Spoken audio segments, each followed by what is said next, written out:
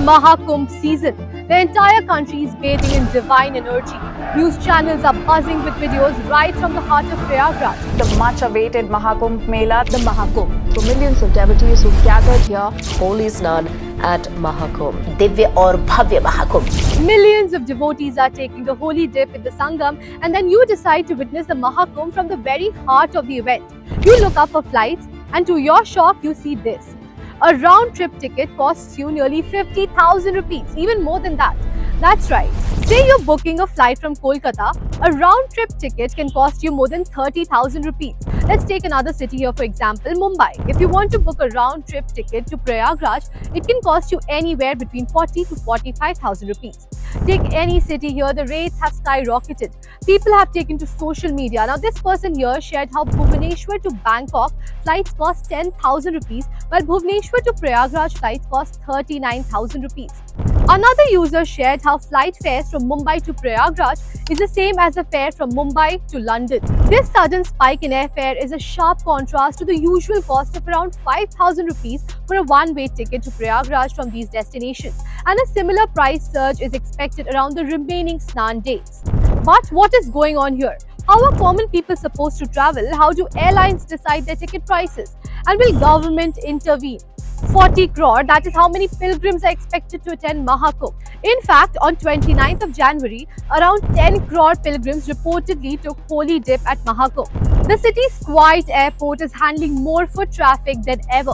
The airport is handling night flights for the first time in 106 years. It is also receiving international flights for the first time in 93 years.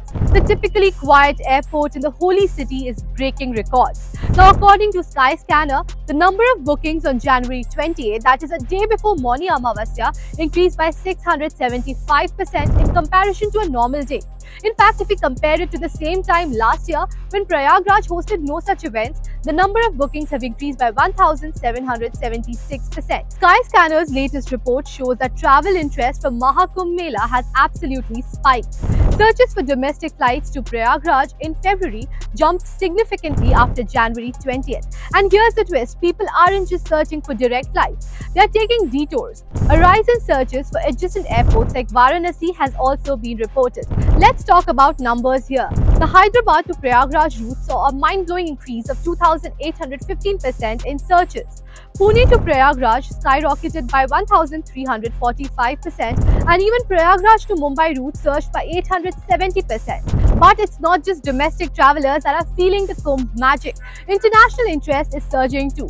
The top 5 foreign cities with the most surge interest for Prayagraj flights are Dubai, London, Abu Dhabi, Singapore and Doha.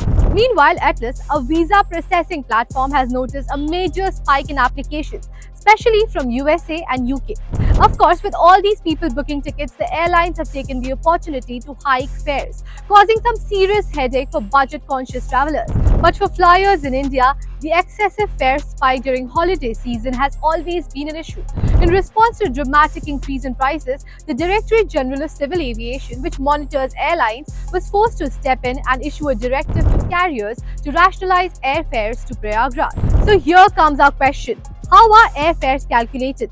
Airfares are influenced by a variety of factors including market competition, demand, fuel costs and operational expenses.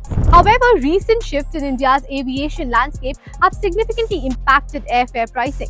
Following events like the sale of Air India to Tatas and the merger of Vistara into Air India and the scaling back of operations by carriers like Go Air and SpiceJet, the market is now dominated by just 2 major players.